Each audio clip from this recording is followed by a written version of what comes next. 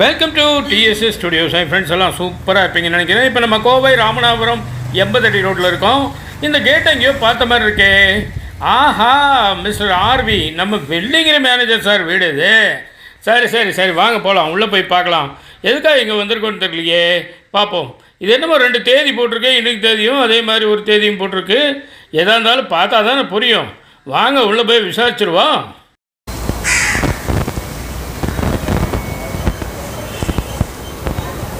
Hi friends, இது வரைக்கும் பார்த்தீங்களே, ஏதாவது புரிஞ்சுதா? நானே சொல்லிடுறேன். ஒரு 12 ஆண்டு காலமாக ஒரு உணர்வுபூர்வமான போராட்டத்தை பற்றிய விஷயத்தை தான் இப்போ நாம் பார்க்க போகிறோம். இது நான் நேரடியாக சம்மந்தப்படலைனாலும் சம்மந்தப்பட்டவங்க உங்கள்கிட்ட பேசுவாங்க. அவர் வேறு யாரும் இல்லைங்க, நம்ம நண்பர் retired manager city cooperative bank Thiru R Vellingiri அவர்கள். ஏதோ இந்த மாதிரி விஷயங்களை உங்கள்கிட்ட வந்து சேர்க்குற பெருமை எனக்கு கிடச்சிருக்கு, அவ்வளோதான். கேரியான்.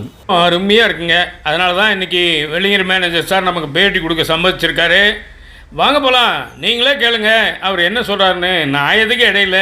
ஓகே சார், வணக்கம். வணக்கம். வணக்கம் சார், வணக்கம். நல்லா இருக்கீங்களா? நல்லா இருக்கேன் சார், ரொம்ப சந்தோஷம். உங்ககிட்ட ஒரு சின்ன கேள்வி கேளுங்க சார். இந்த எஸ்ஆர் கற்பண்ணன் அப்படின்னு ஒரு ஐயா இருந்தார் இல்லைங்களா, அவருக்கும் உங்களுக்குமான ஏதாவது தொடர்புகள், உறவுகள், நட்புகள், அதை பற்றி நீங்களே சொல்லுங்கள். எங்களுடைய நெருங்கிய உறவினர் சார். அவரை மாதிரி ஒரு மாமனிதரை எனக்கு உறவினராக கிடைச்சது நான் செய்த புண்ணியம். மனைவி வந்து சூலூர். என்னுடைய மாமனார் ஒரு மாவட்ட கல்வி அதிகாரி. சூலூரில் வந்து அவர் 2வது அரசு அதிகாரி. அதே போல் எஸ்ஆர்கே கற்பண்ணன் அவர்கள் வந்து அரசு அதிகாரத்தில் முதல் நிலையில் இருந்தவர்.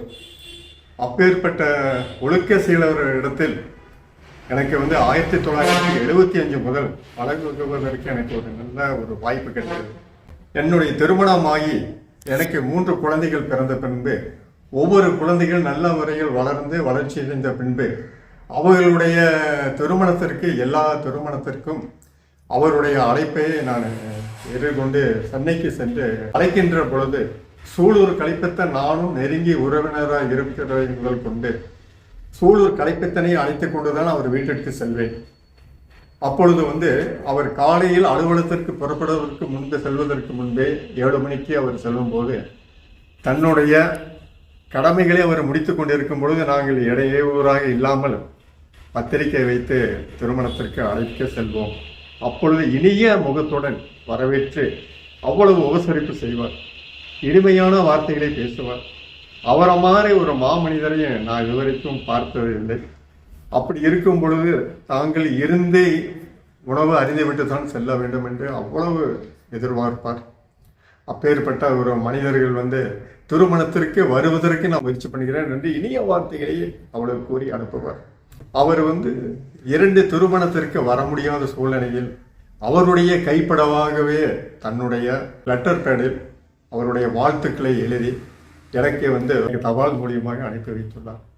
மீண்டும் அவரை வந்து கோவையில் ஊருக்கு வரும் பொழுது சென்று பார்க்கும் பொழுது, ஐயோ அன்று திருமணத்திற்கு வர முடியவில்லை, மன்னித்துக்குங்களே வந்து அவ்வளவு ஒரு பொறுப்பாக கூறுவார்.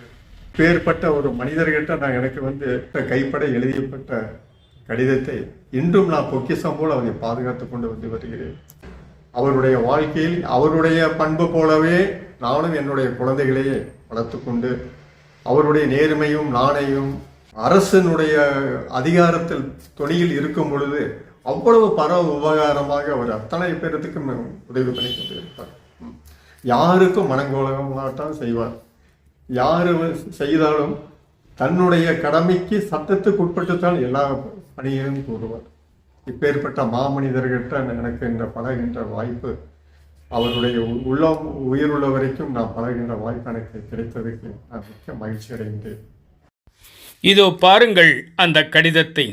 சாதாரண காகிதம்தான், ஆனால் அதில் எழுதும் விஷயத்தை பொறுத்து அது ஏற்றம் பெறுகிறது. ரூபாய் நோட்டும் காகிதம்தான், குப்பையிலே போடுவதும் காகிதம்தான், பாதுகாத்து பொக்கிஷமாக வைக்கக்கூடிய இது போன்ற கடிதங்களும் காகிதம்தான். ஆக காகிதத்தில் இல்லை மகிமை, அதில் என்ன ஏற்றப்பட்டிருக்கிறதோ அதுதான் பெருமை. அதே போலத்தான் மனிதர்களாகிய நாமும் வெறும் மனிதர்கள் என்ற பெயரில் இல்லாமல் உயர்ந்த மனிதர்கள் என்ற இது போன்ற வாழ்க்கை குறிப்பை வைத்து முன்னேற முயற்சி செய்வோம். நன்றிங்க, வணக்கங்க, மீண்டும் சந்திப்போம். நன்றி, வணக்கம்.